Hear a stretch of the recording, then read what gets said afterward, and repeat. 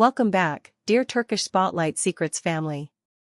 Tonight our studio glow feels warmer, gentler, like it has shifted from the metallic glare of fame to the soft, steady light that spills from a living room lamp at midnight. If you believed you understood Gökberk Yıldırım, the granite-composed leading man who keeps the door to his private world locked with 2 careful turns of the key, prepare to meet him anew. We are not here for whispers from corridors or storms born from scandal. We are here for life, in its most disarming form.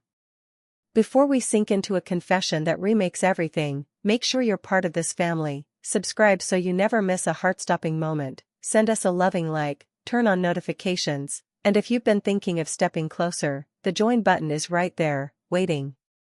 Now, breathe in. Let's begin. For what felt like years, Gökberk Yıldırım stood apart, the kind of star who crossed red carpets as if gliding over ice. Graceful, controlled, offering only what he chose and nothing more. Words were measured, feelings were seamed neatly within. And then, without a campaign or a carefully timed reveal, something inside him lifted the latch.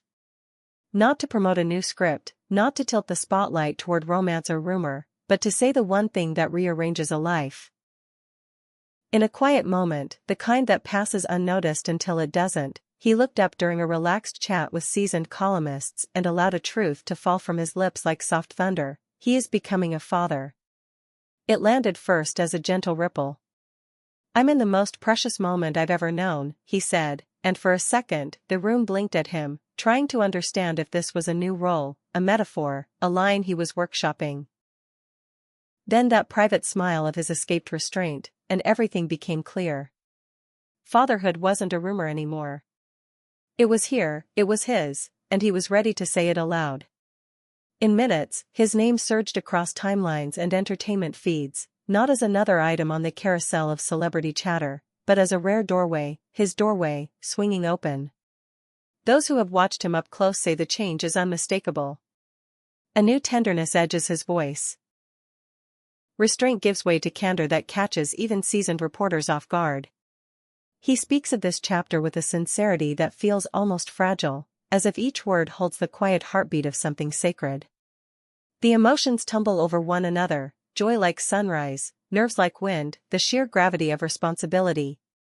He admits he's thinking about tomorrow in a way he never has, that the mirror he faces now no longer reflects just one man. The measured public figure remains, but for the first time, the armor is lifted enough for light to slip in. He remembers the instant the truth settled into his bones. No grand gestures, no dramatic echoes worthy of a scripted finale. Just stillness, like the world inhaled and forgot to exhale. Time seemed to hang, delicate and bright, while 1,000 new questions bloomed. From that second, he says, even small moments have shifted. Coffee tastes different. Plans feel less like tasks and more like threads in a tapestry he's suddenly aware he's weaving. Even the simplest errand carries the quiet weight of intention. Life, it seems, is whispering, "Pay attention." And yet, even as he opens his hands, he keeps his boundaries defined with the same careful line he is known for. He offers his happiness, yes, but not at the expense of the peace he guards. He won't catalog private details or map out family matters for public consumption. He asks, gently but firmly, to live the heart of this without cameras. That desire was met with a wave of respect, applause even, from an audience that loves a secret almost as much as it loves a revelation, and appreciates the rare balance of honesty and discretion. Beside him in this unfolding chapter is Seamra Arda, the woman whose name alone can send comment sections into orbit. The two have long been known for keeping their orbit small, their steps sure, their public moments tasteful and rare. He didn't rattle off specifics, and he didn't need to. Those who follow their story didn't require confirmation to see the way her presence steadies him like a soft hand at the center of his back. Cemre, whose calm poise has quietly become a trademark, is said to be the whisper of composure when the world gets loud, the laugh that loosens the knots in his day. Friends describe her as a lighthouse, no theatrics, just unwavering light. If Gökberk is the fortress, Cemre is the garden inside its walls, alive, bright, and carefully tended. It's that shared instinct for privacy that makes this confession feel less like a spectacle and more like a vow. They have chosen to keep what matters safe, and somehow, that choice makes the news feel even more intimate, almost as if we've been invited to press our ears against a door and listen to warmth. Now, family of Turkish spotlight secrets, let's speak heart to heart. What would you tell Gökberk as he steps into this new role? What advice would you offer to two people who have always picked quiet over chaos? Do you believe fatherhood will shift the scripts he accepts, the characters he'll allow into his skin? Drop your thoughts below. If you feel seen by the way we handle stories like this, with gentleness, with respect, with real curiosity, consider becoming a channel member.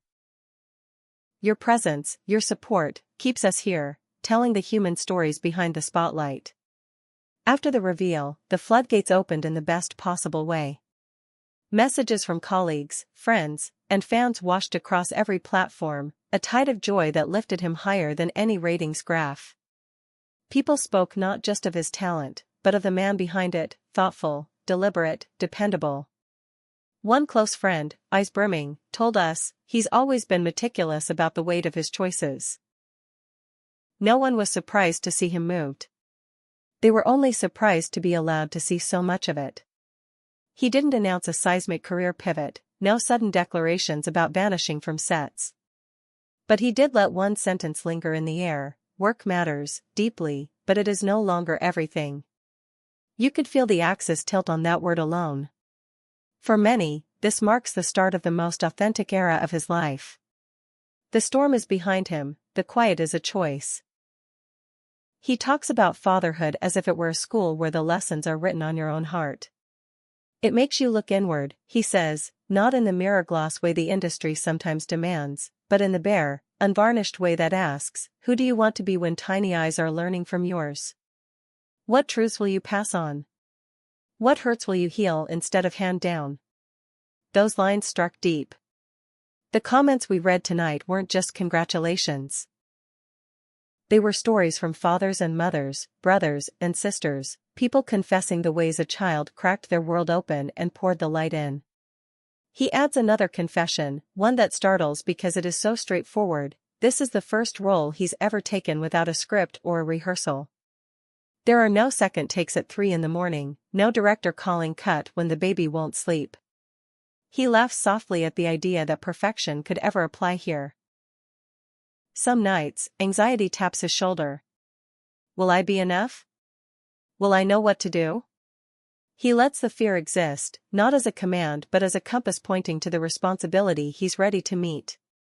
For perhaps the first time in his career, vulnerability is not a character trait he's borrowing, it is a room he's learning to live in. According to those who love him, his daily ritual is changing in ways that seem small and feel huge. He's scaling back social obligations, the late-night appearances, the rooms where noise crowds out thought. He's collecting books about parenting, about presence, about the science of tiny hands and the poetry of first words. He is building a life where showing up is an action, not a slogan. He repeats a phrase often now, like a mantra he's stitching into his days: I want to be present. Not just a wallet or a shield, but a witness. To see, to hear, to learn. When the conversation turns to his own beginnings, he is careful. He doesn't point the camera backward in search of headlines.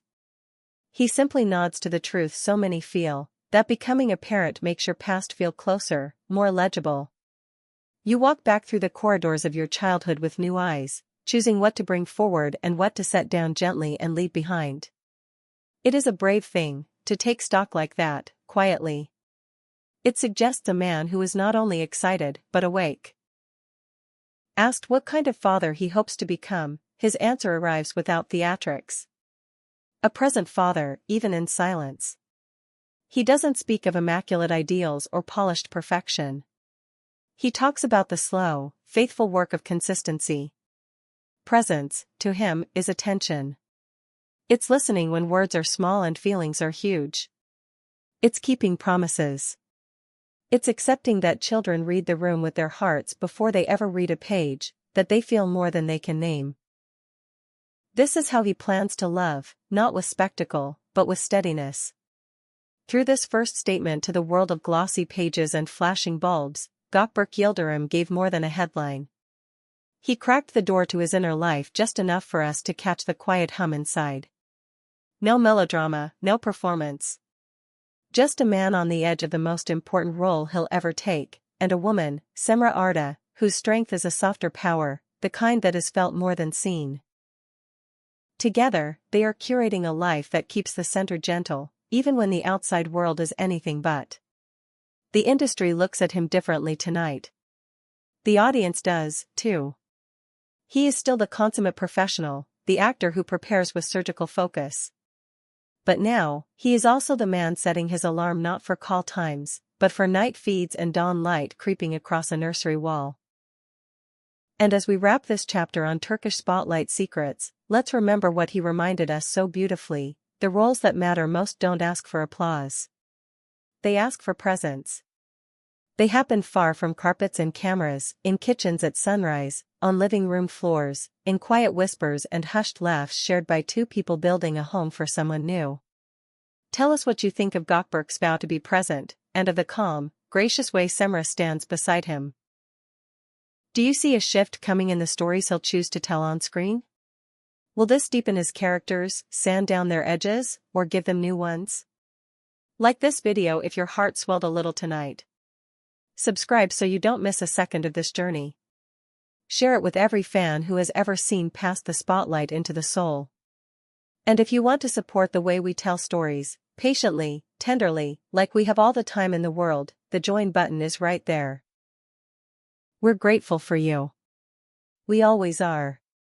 Before we go, a final word of congratulations to the man who let the world hear his heartbeat and to the woman whose steady grace keeps that rhythm true.